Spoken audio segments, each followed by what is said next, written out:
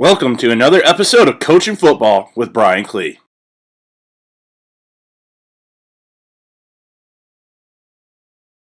Clee here, checking in, hanging out with Coach Ross. Coach Ross, tell us a little bit about yourself, where you've been coaching, what you've been doing as far as like a coaching resume. Yeah, so I'm Jason Ross. I'm in North Carolina. I'm in the eastern part of North Carolina. Been coaching high school football for the last 3 years now, mainly coaching middle school football for probably 16, 17 years. Head coach for about 6 of those years, and running the spread offense. That's what I kind of grew up on and what I know and love. So kind of orchestrated that into the middle school game and started using the air raid in the middle school and had a lot of success going no huddle. And so eventually wanted to dip my toes into the high school and move up. Had an opportunity during COVID to get my feet wet into the high school realm because there was no middle school football in North Carolina. They went to the spring for that COVID year. So we actually had spring football, which was interesting to say the least. Move away from middle school, so I gave up the program and passed the torch on to my defensive coordinator. I moved on to another school in eastern North Carolina, working as a wide receivers coach and assistant offensive coordinator to the program now, and that's where I'm at right now. So we're ready to get into my third season at this school, and had 2 successful seasons. Got to the playoffs both years, and the year before gave the school the first playoff win they've had in I think 15 years. So nice. And on this year we had our first home playoff game that the school had in over 20 years, I believe. So it's been a good run, and looking definitely forward to extending it even further. As I was about to say, ton of respect for coaching at the middle school level. I broke in my first 4 years was a volunteer assistant at JV football level, and thought it was big to do. I got a paid position as a freshman coach in my 5th year, and I got to be a defensive coordinator, and working with freshmen that are just a little bit older than junior high, middle school guys like you were working with, and guys that coach at those younger levels. Man, you learn how to teach guys the game of football, because especially with the freshmen we were dealing with, the majority of them had not played organized tackle football. If you can teach guys the game at that level, that's always something that it just makes you a better teacher of the game and better coach. Yeah, so, absolutely. Kudos to you on that part. For people checking out via Coach Ross's channel, my name is Brian Clee. I'm currently the head coach at Coloma High School. Our enrollment this fall was 352 kids here in Michigan. This is my overall, I completed my 21st season of coaching. Got lucky and was blessed to do it straight out of high school. I was just used to going to practice. Had an uncle who's a JV head coach, signed me up to do it. Spent 5 years at 5 years at a place called Oscoda. Before that, 2 years at a place called Cassopolis. For people that are in Michigan or just want to Google stuff. And then the past 10 years, I've been here at Coloma.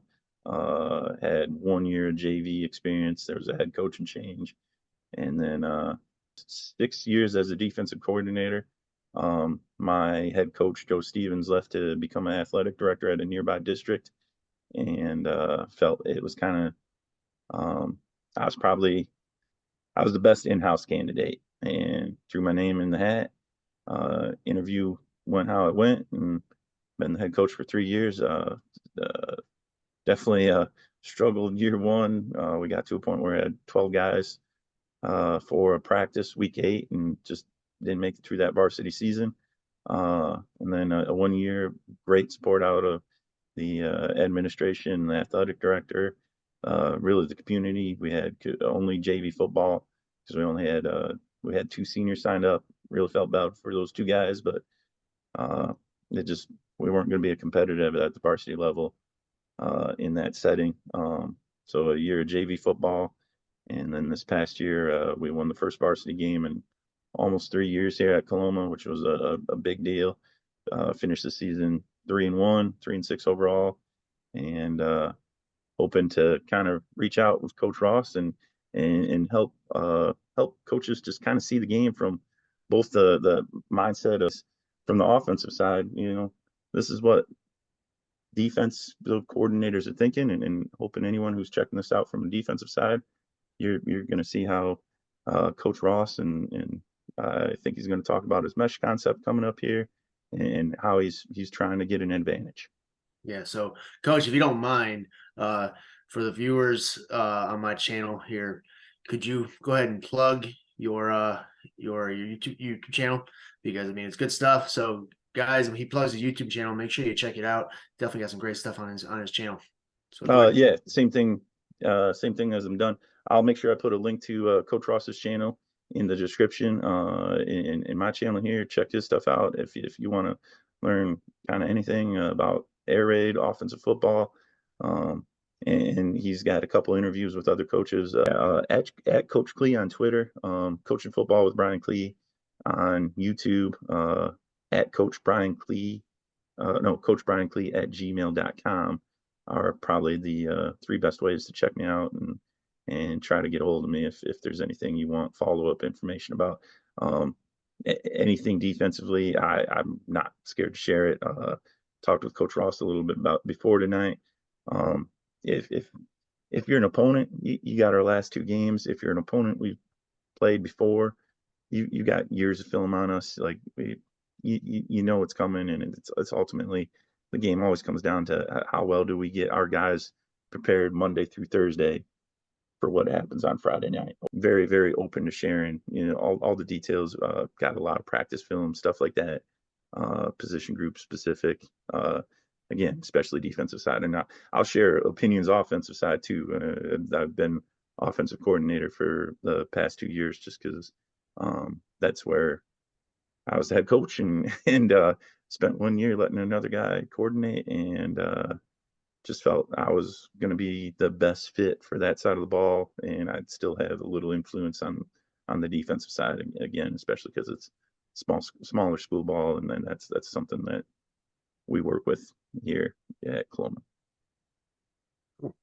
Yeah. So my channel is Coach Ross Football. Basically, the channel specializes in the offensive side of the ball, so it's more geared towards the air raid, the spread offense. So I discuss a bunch of different passing schemes and running schemes and try and mesh it all together to try and find a blend of what coaches may be interested in, especially when they're trying, starting out brand fresh new into the coaching realm and don't quite know what kind of offense to run. If they're interested in the spread, my channel is a good channel to check out as far as different schemes, different techniques, different formations, whatever it might be. I try and offer it on the channel. So I hope you check it out. Hope you enjoy it. Plus, like Coach said, there's some good interviews there. But joined here with Coach Brian Klee. We're going to kind of have a little collaboration here where we're kind of offense, defense, kind of seeing who can get the upper hand here as far as different. I think we want to call it an enlightened chalk war. Yeah, there you go. There you go. Absolutely. You check out the chalk wars, and it's just one play, and guys voting who had the better play and all that stuff. And I think making sure young coaches understand it's not about drawing the perfect play at the perfect time. It's about coaching your guys to execute what you believe should be your bread and butter, what you believe those young men can execute, and coaching them up to do that, and ultimately knowing the strengths and weaknesses so you can make adjustments. So you're going to see kind of a virtual chess match here between the coaches, and we're going to kind of do this. We got a couple of these sessions planned, so hope you enjoy it. And again, hope you take something from what we talk about and learn something, because I know I'm going to be learning from Coach Klee here about how to attack defenses, because he's going to come at me with some good stuff, and it's going to better prepare me to know what I need to get ready for, what I could expect, especially running these kind of concepts that I'm gonna throw at him here. So if Coach comes out in a 2x2 set, our base check, if we're in the middle field like this, Coach definitely has a lot of space to his offensive left, our defensive right.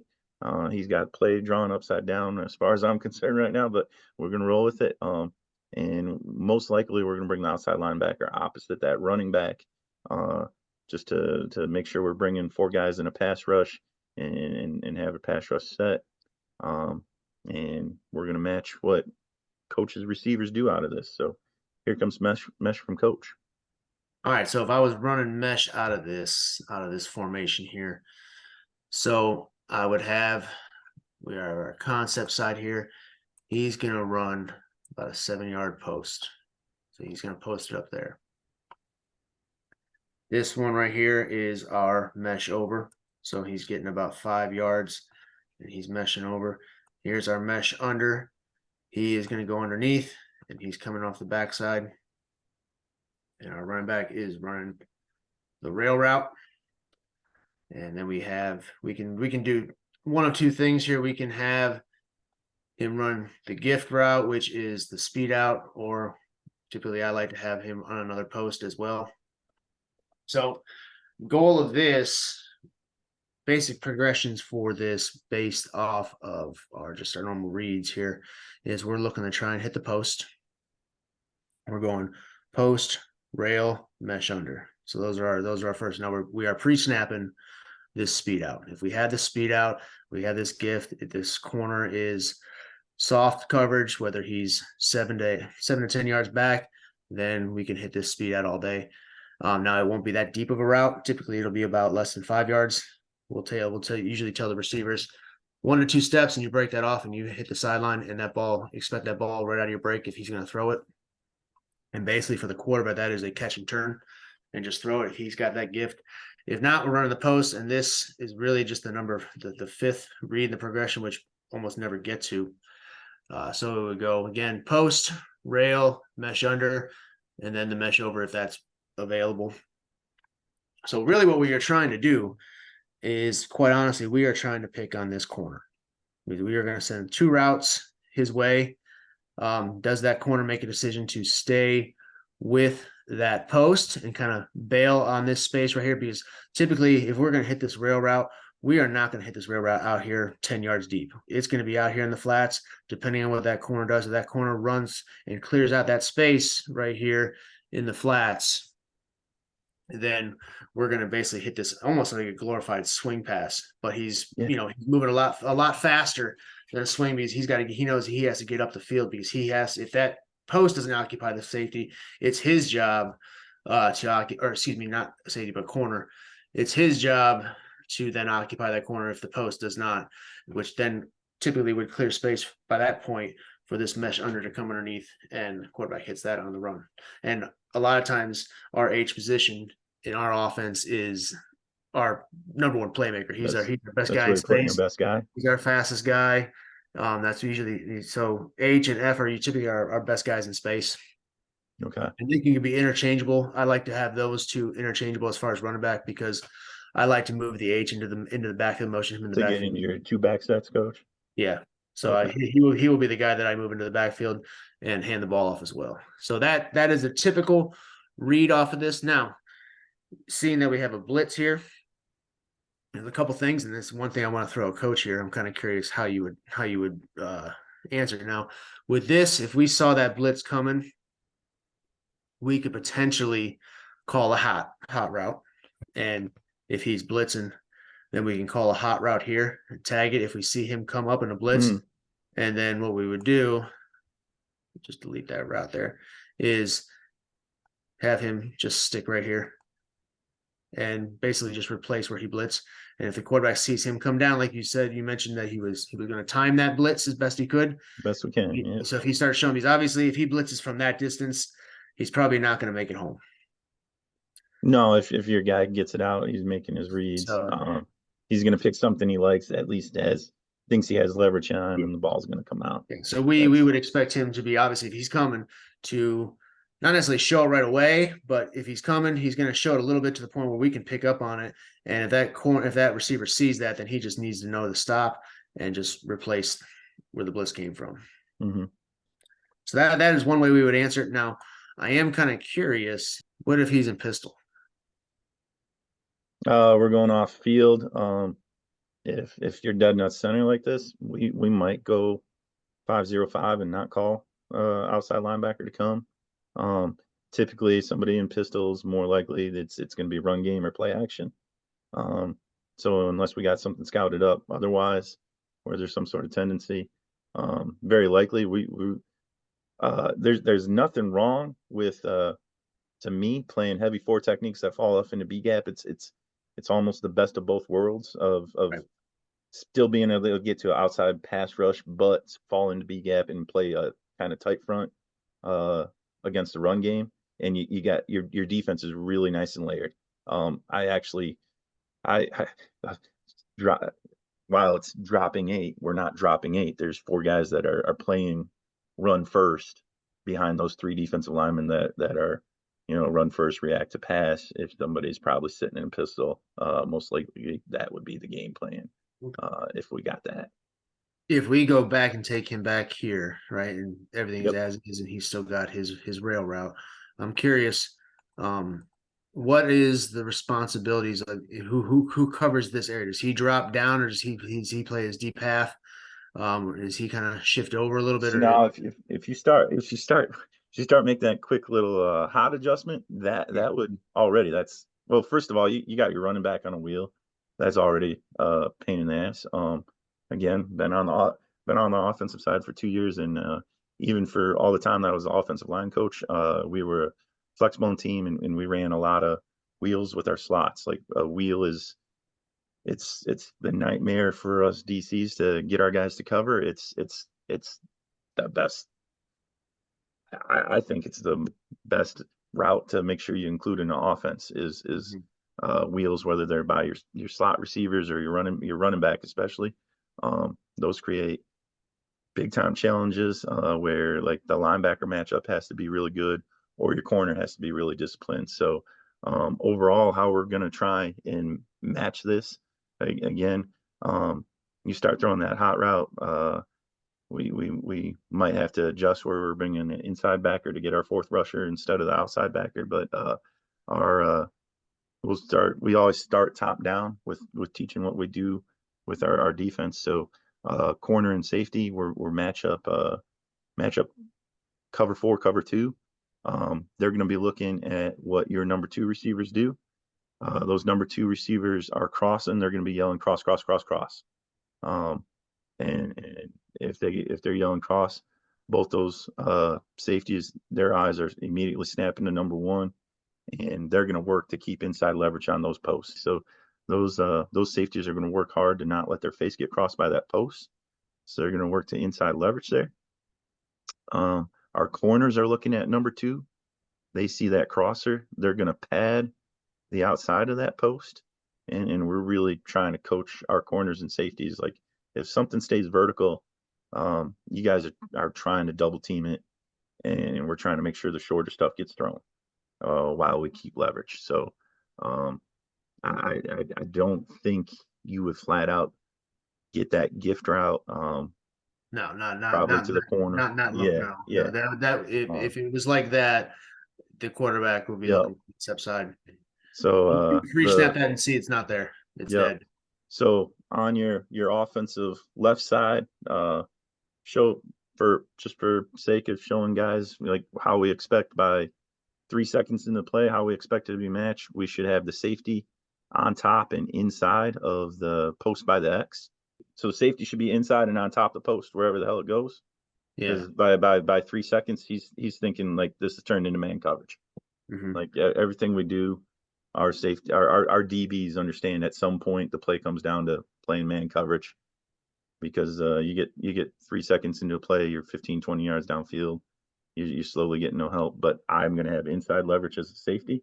The corner is going to be trailing it outside and low.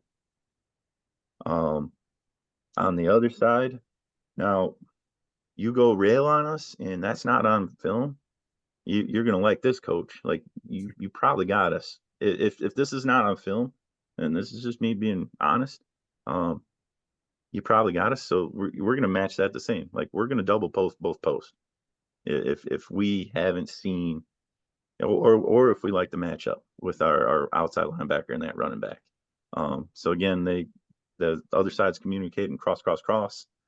Corner safety going to double the post. Same idea. Yeah. Safety is on top inside, corners trailing low outside. Our outside linebacker, he's playing. We tell him you got 2-1-3 rules.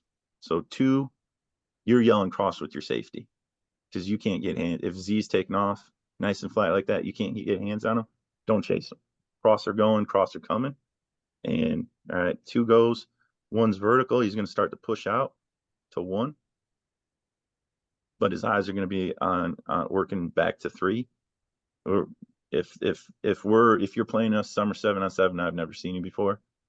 We're telling our outside linebacker like your rules are 2-1-3. 2's away. 1 is working more vertical than you're going to be able to cover. You're running with the wheel of 3. Right. And that's what you're going to get at like a summer 7-on-7 if we haven't seen you before. Yeah. Okay. Because so what I tell my quarterbacks, if obviously we're not throwing the gift, we're not throwing the speed out over on this side here. So immediately we want the quarterback's eyes to go here at this corner. Mm-hmm. We want to see what this corner is doing.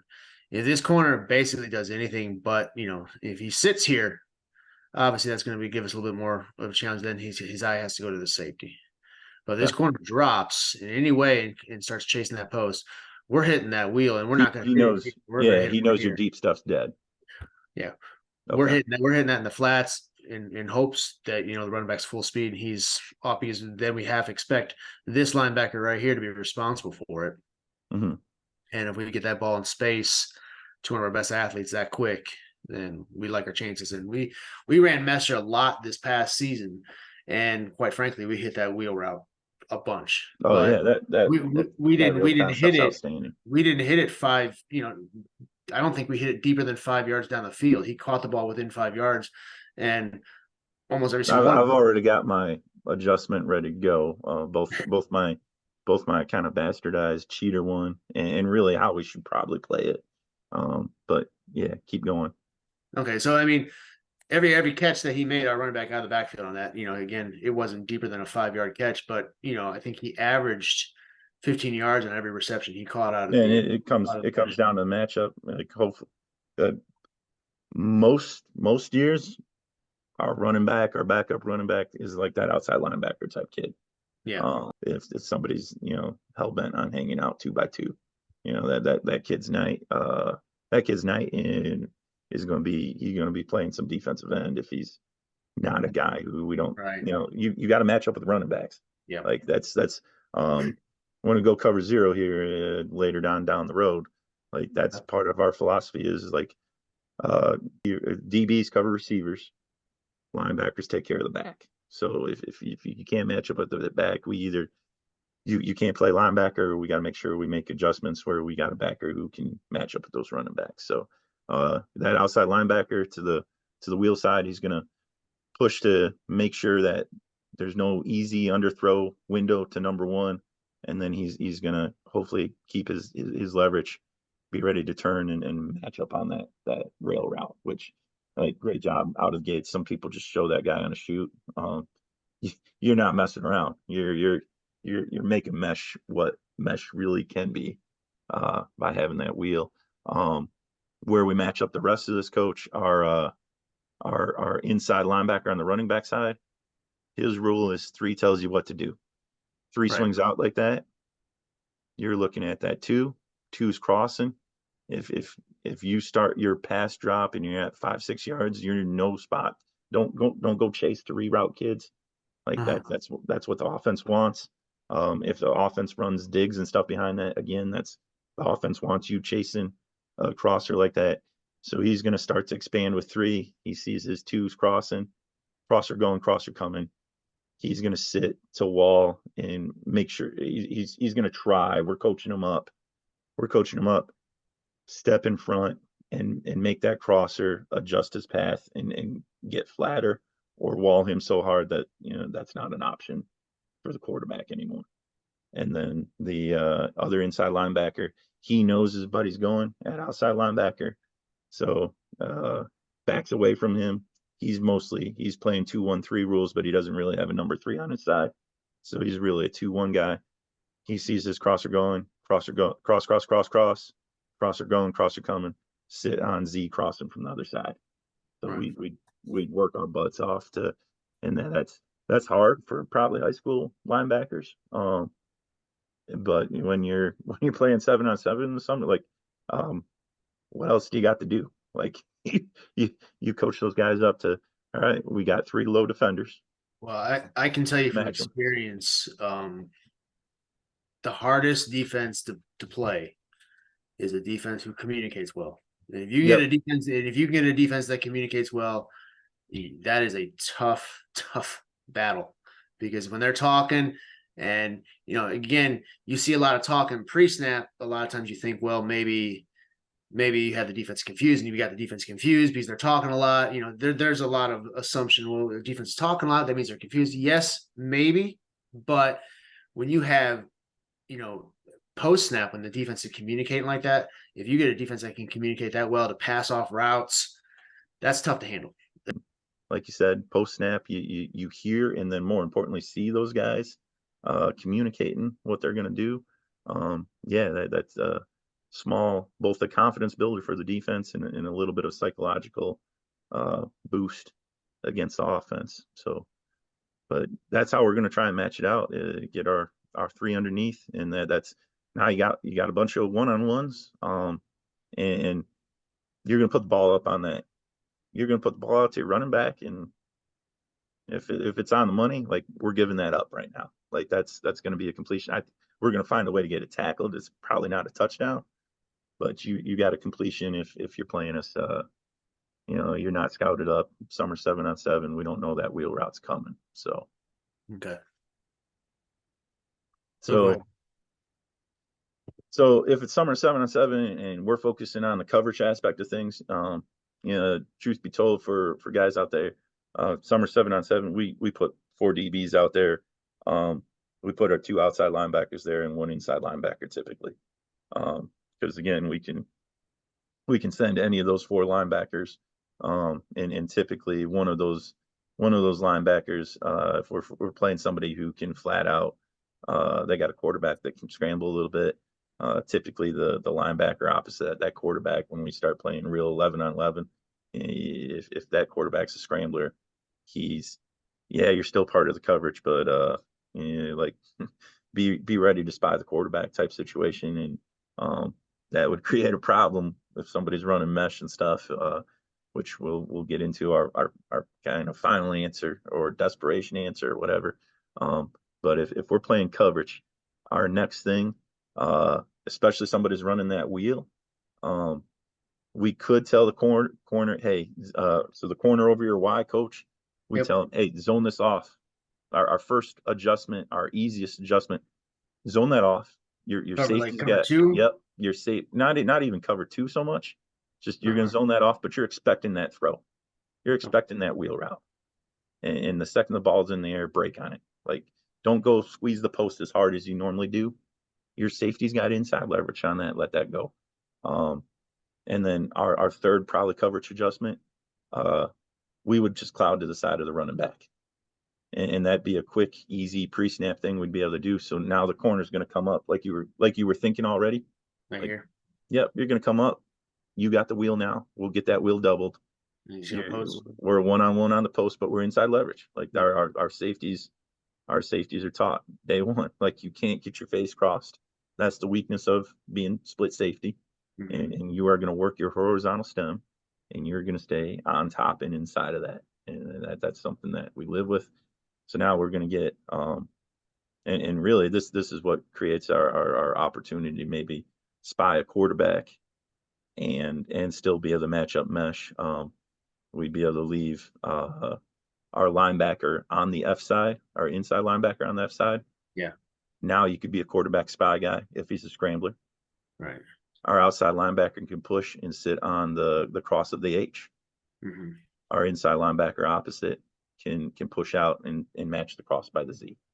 And so he's going to basically just and then on top of that, we'd be rolling cloud. Yep. Okay.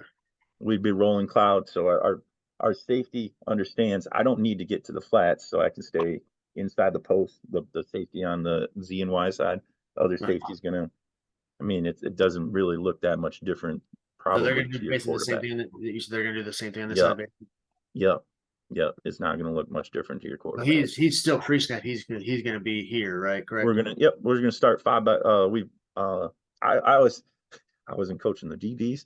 I always thought our DBs were 5 by 1, and then I coached for 1 year with the guy that had been our JV head coach and our assistant DB coach, and he's like I tell those guys, you're better off being 5 by 0, being head up over them when we're playing our read stuff, because you can work back to inside leverage, which is where we spend most of our time with our DBs, is play inside leverage, because then you can transition into your man coverage easier.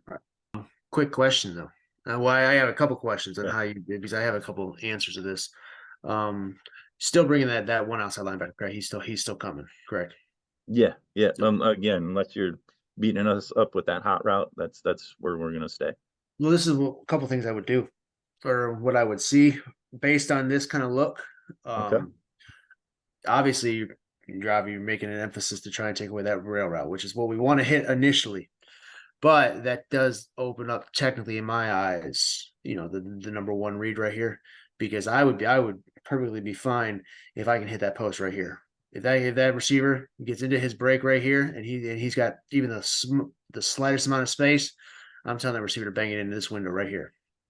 He just kind of stop his route somewhere around 10 yards, more or less, or. Well, we don't even want the receivers. I don't want the receivers, carrying that post to 10. I want them at about 7 steps, and they're banging that off at a 45-degree angle towards the middle of the field. Okay. We typically don't, unless they are running a skinny post. I really don't want them carrying that post, because I want the ball inside of 10 yards. And typically that window right here is where we see it. And we can hit it right out of that, when he gets right out of his break into that little window right there, and he's catching that ball on the go. And that's the decision DC has to make, is what you're going to get beat by their your best or second best player, probably outside of your Q. He's going to be your best receiving option. That's your number one look. We try to, hey, let's take the one-on-one with the other guy, and let's see if that quarterback can constantly make that throw or not. Now, there's a couple of things I would kind of curious how you would answer this. So yeah, go ahead. Little motion things. So what if we put F on kind of a fast motion out here, and then he gets into his rail route even further than it's supposed to. He gets his rail route up here faster. You're gonna get probably our empty check. Most people, I think they call it stress. Where our corner and I like that the most. I think you just made our life a little bit easier. Our corner's he's gonna straight drop into his quarter. There's no jumping anything.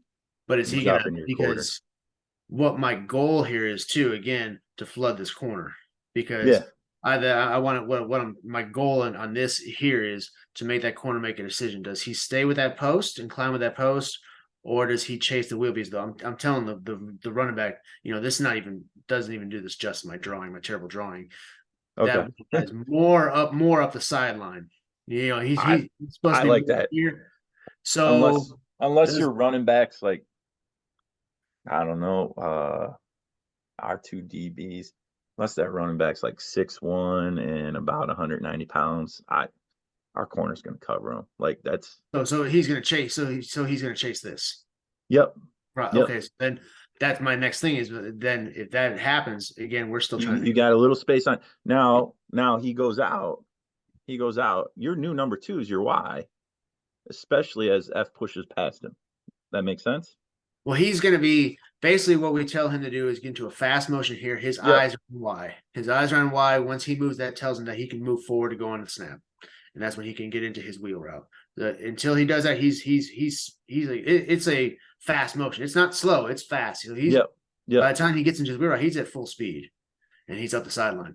His eyes are here. Whatever our code word would be for. Yeah. Again, most people I think call it stress. Like, we're straight quarters over there. our outside linebacker is going to expand a little bit. If he passes by your number 2, our outside linebacker is going to push and be underneath that post. Mm-hmm. Our inside linebacker is going to be working over there, and he's working to find the final number 3. Ideal world, if our kids sort this out, if we got a bunch of seniors playing, we'd probably sort this out where our outside linebacker shows in that post window and just makes it cloudy enough your quarterback won't pull the trigger on that, and then push down to the mesh coming across, while our middle linebacker, all right, the cross by H is going too fast. I can't match that. That guy's faster than me. I'm a linebacker, but I can hang out at 10 yards and make sure as the post goes past my outside linebacker buddy, I can be underneath that post while the safety's over top. Outside linebacker can appear in that post window for a second and then work down to that mesh. And most likely the route, the cross by H, that's probably going to be open. That's if we're straight quarters over on that side, that's probably what your quarterback's going to be left with. That's like, oh my gosh, I got a chance to complete this, and I don't have to fit it in a tight window. Nothing's cloudy. That's what I'd expect. Again, if we got more experienced guys, that's how we're going to try and push over and try and match all that stuff. And obviously, I'm talking about it happening here on a huddle board, and we got it's easy to talk about it here. And we got 16, 17-year-old kids running around, but like in theory, that's what should be able to happen. Because the outside linebacker is, again, he's 2-1-3. When does F really become 2? If he's stacked behind Z there, I'm gonna tell that outside linebacker he's 2 right now. 2's out. Get your eyes to 1. 1's running vertical, play underneath him. You're not even looking at Z anymore, because that's the inside linebacker's job. The inside linebacker's job is number 3. Number 3 tells him everything he needs to know. That F, the second and even if that F goes past Z, and again, you got your motion drawn up, he's going to end maybe just a little bit inside of Z, whatever. As soon as his route goes past, his primary eye is on that Z crossing, crosser going, crosser coming, push for some depth, try and see as much of the field as possible. That crosser's too fast and underneath you anyways. It's your outside linebacker, so the inside linebacker would drop to the deepest part. Outside linebacker pushes. When we've I don't know if I have film of it, because I don't save a lot of summer 7-on-7 stuff. Right. But like when we've had older groups, it's incredible how well they find a way to get underneath a dig or post and find a way to tip a ball up and make a play. And again, it's 7-on-7, so the linebackers are cheating dirt bags and they're dropping way faster than they would when it's real 11-on-11 football. Right. But at the same time, real 11-on-11 football, you're eventually somebody's going to make the quarterback at least start to move around in the pocket, and that kid he's got to get it throw off before he gets hit, type thing. So absolutely. Yeah. That's a good answer. And again, I think the H is the guy that probably out leverages us, even when we're doing it well. That outside linebacker, if he's more concerned about being underneath that post, he's probably going to be a step slow to make a pass breakup on H. He'll be in position, come down and make a tackle, and we'll all rally. And it's, we're again, being a too high team. If you live in too high structure, you got to tell your guys, like the post is the thing that coaches are looking to get on you. Right. Okay, that's good. I like that answer a lot. Absolutely. My next thing, and this will probably be the last one, if you don't mind. Yep. Oh, and then we'll talk about cover zero just a little bit. Okay. Yeah. But one more thing. And you keep asking questions, man. Like that's always good. Well, I'm curious on what a defensive minded coach is thinking. Because I'm always curious. Is okay. I always offensive coaches' number one goal is always to be one step ahead. So Mhm. If Well, if I, if both of us, I, we're yeah, trying to both get ahead. Like, if I can get in the mind, if I can get one step ahead, know, hey, if he's expecting this, then I'm going to do this. well, even just knowing how different like at some point you're gonna come across something that probably we talk about tonight where you're like, oh, that makes sense. yeah. That's Coach Glee. Well, I We already talk have. about that. I already have. So here, you hear like Coach Mackey talk about it. I talk about because I've adopted it as well. Here's that if then scenario. So if defense, like you said, does this, Mhm. then I might do something like this and answer. So, and it's just a simple little motion, but it, changes the play around a little bit. So it would be a quick switch motion. And now we're running mesh the other way, towards that blitz, Mhm. in hopes that you don't have time to adjust. So we're going to quick switch motion, expecting him to come, and then we're running mesh the other way. And that's all built into our play call, where we can switch the play call and the direction of it on a dime. You're gonna piss me off. You're gonna piss me off, Coach. And then we're gonna go cover 0, and we're bringing 6, and we're gonna see who's got the better guy. If so, Somerset again. Let's go. We want to play coverage. Maybe for some reason you're calling it's 3rd and 10 or something like that. We want to play coverage in real 11 on 11 ball, or it's summer 7 on 7, and coaches wouldn't take it that nicely if you're giving the quarterback chin music in the middle of July. If that blitz is like, I don't know how much I trust my guys to check out of that blitz and get things changed, especially if it's happening quick, which you say Okay. it is. So we've already determined, especially if this is boundary side, we're still bringing the outside linebacker. Mm-hmm. So if you push yourself over to that left hash, outside linebacker's coming because our mindset, the inside linebacker can push out. Now something, and I think draw this up for other coaches out there, something that you don't want to ask your inside linebacker to do on a regular basis is play both A gap and push out into coverage.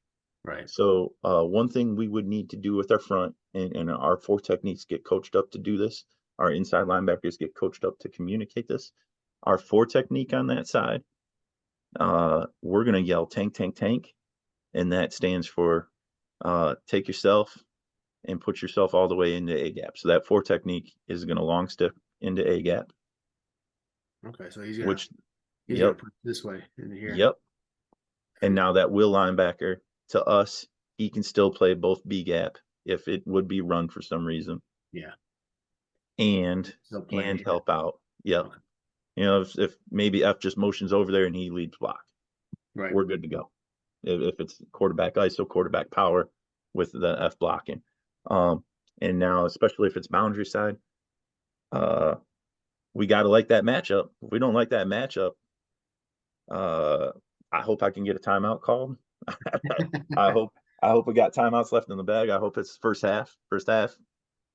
We're hitting one now if we don't like that matchup, because we're gonna do the same thing. Like our linebackers, we I've talked with two other coaches that do this. Whether or not if we don't have the linebackers called on a blitz, like the fact we're playing zone versus man, if they're not on called blitzes, it doesn't impact them much, if that makes any sense. Because the bottom line, they need to match the 3 underneath routes. That's like what we coach them up to do all the time. You got your 2-1-3 rules. Ultimately, 2 crosses, one's deep, so start to widen to 1. You see 3 coming out. 3's the only threat that's left for you. That's short. He's going to try and turn and run with that wheel. If that's a bad matchup, we don't get a timeout called. Again, you got us. Like wheel route, linebacker. That might be a bad matchup. That wheel linebacker. We probably gotten away with our inside linebackers. Those are definitely a little bit lesser athletes most years than what our outside linebackers are. They just are, because they need to be a little bit bigger to take on. There's been one year where we've had like a backup running back there, There was one year we did have a starting running back there, but we wanted that starting running back fresh. So if this is first or second quarter, you got a mismatch. If it's not cutting time at the end of the game, it's fourth quarter. We probably got, our we got our best 11 on the field, regardless of what position they play. And again, it's small school ball is the reality we live with here. Right.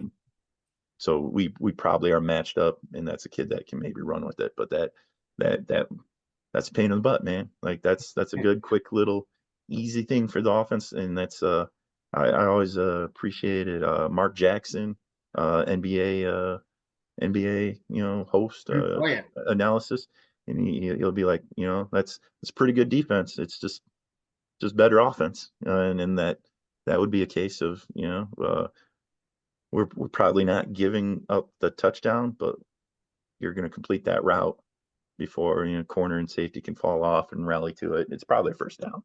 No, but I mean the defense structure that you have is making me make this adjustment. So it's a good defensive structure against this type of a concept. So that's why, once it might take me a while to learn this kind of a tendency, but once that would be my answer to that kind of tendencies. I would want to attack that blitz because what I see out of a blitz is I see space vacated.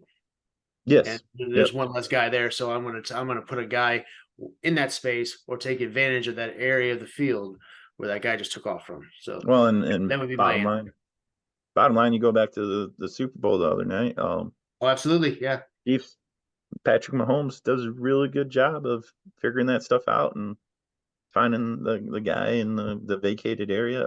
I was when the championship game when like Kelce opened on slants and stuff in the middle. Like you can't do No. Again, I'm not like some big paid defensive coordinator at the NFL level, and I don't know what everything's supposed to look like, but you can't be blitzing and you can't be blitzing and be outside leverage because the quarterback. Kelce's so good at finding the holes in the defense too. Exactly. Like force. I don't know. Part of our coverage philosophy has always been like force that fade ball. Like a fade ball. You watch two kids trying to complete fade balls, and granted, usually the kid's not the quarterback throwing the ball, but like you watch guys try to complete fade routes, and even a quarterback sometimes at the high school level, like he's 50-50 on making that throw, especially making that throw in stride where that guy can flat out beat him. So, last thing, because you just ticked me off. Cover zero. Yeah, let's talk about cover zero. I didn't mean to tick you off.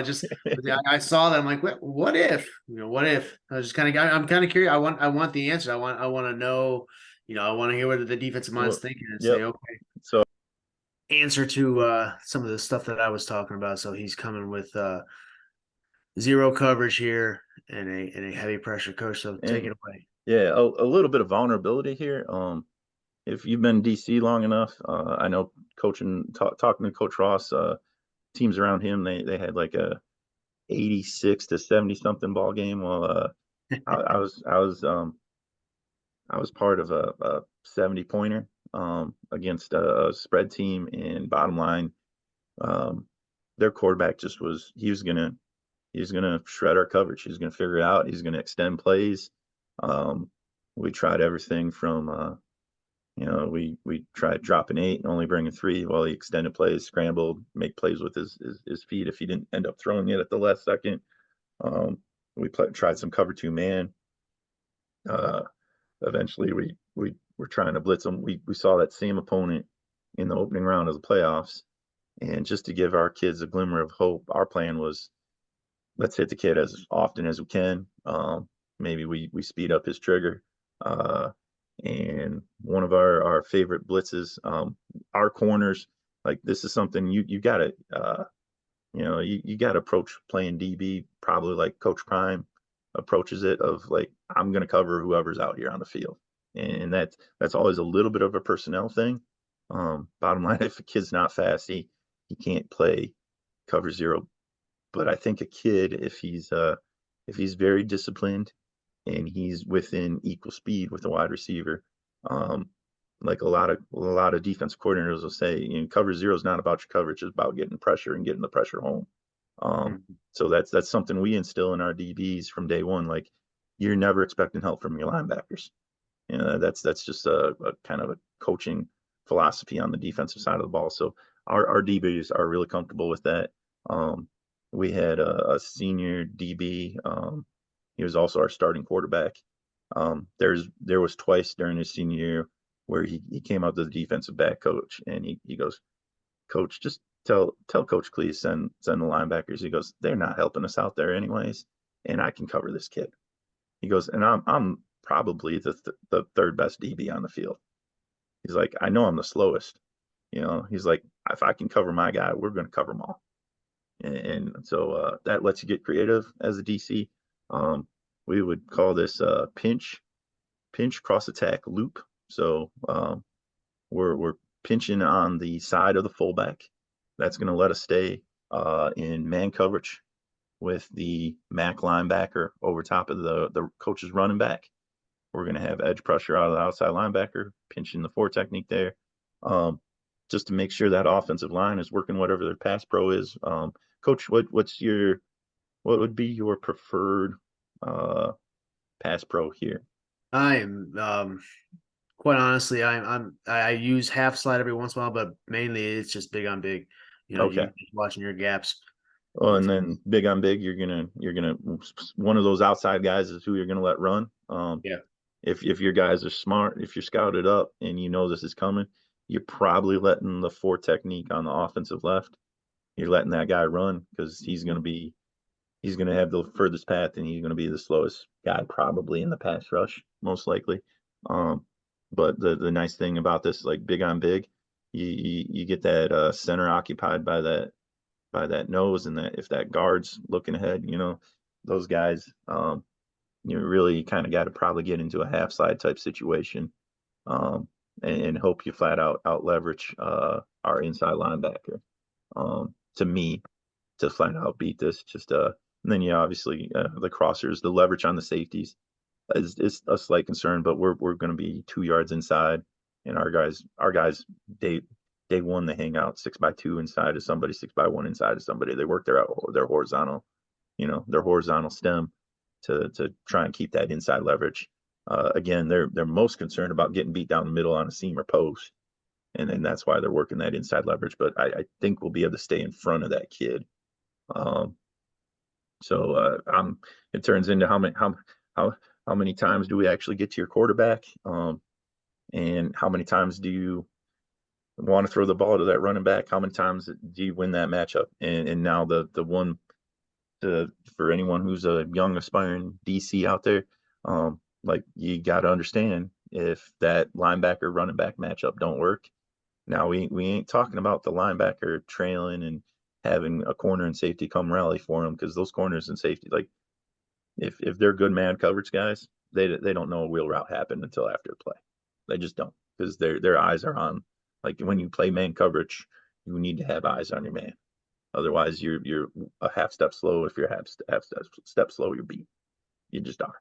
So that's what mesh would come down to is does that running back leverage us or not? How many times do you hit that, or how many times does it fall incomplete?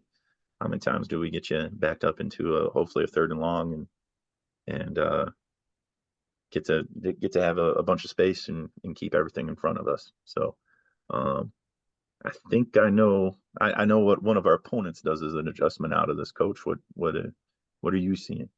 I mean, if I was forced to run mesh, right, again, because you're not, Coach. You're not. You're the OC. That's what makes our life hell for DC. Quite honestly, against this pressure would give mesh fits, because the only answers that we really have against that kind of a pressure would be get that ball out to the running back as fast as possible, because that linebacker's coming, and get that ball out as fast as possible. Otherwise, what I would be saying is, all right, X and Y, it's time to man up, and we're going to test these corners deep. If they're giving us that fade, we're going to take it.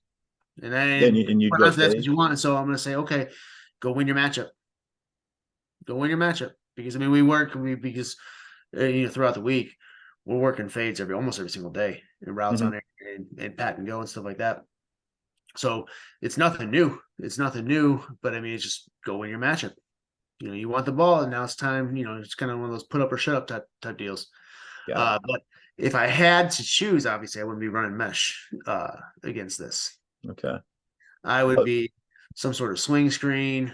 I would be screening again towards the blitz. A lot of times probably towards this linebacker right here. I'd be throwing F and a fast quick screen over here and having these two just blocking, having him get outside as quick as possible. I'll leverage just a quick screen. A quick adjustment for like a swing screen. When we've had older guys, we've managed to do this where we tell the outside linebacker, inside linebacker, you guys are going based off the release of F. If F swings outside linebacker, you got leverage on them, you take them. Inside linebacker, you become the C gap rusher, and we've done that with older guys. That's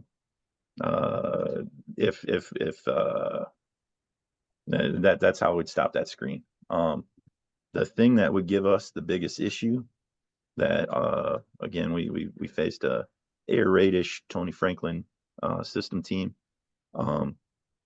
They'll send their X and Y on fades like you talked about, Coach. They're going to send Z and H on whip or pivot routes because you're going to have leverage on our safety. Yeah. I was thinking that, or I was even thinking quick bubbles out to H. But one thing also I was seeing too is putting, let's get rid of this. Again, it would be a screen to the running back, but putting him in a fast motion cross formation, and then adding him to the blocking scheme, and then having a swing, just a swing out here. So now I'm hopefully out leveraging and outnumbering you on this side. I'm going to be pretty. Obviously, this is the last man with chalk. I don't know. To us, the safety's got eyes on H. H goes in motion. We're gonna fly over there. We're gonna. It's not gonna be sky coverage, but like we're gonna bump the coverage. We're gonna run with H. We should be able to. We start off 2 yards inside. He takes off. We got to take off. And if H goes past Z, we're gonna bump the coverage there.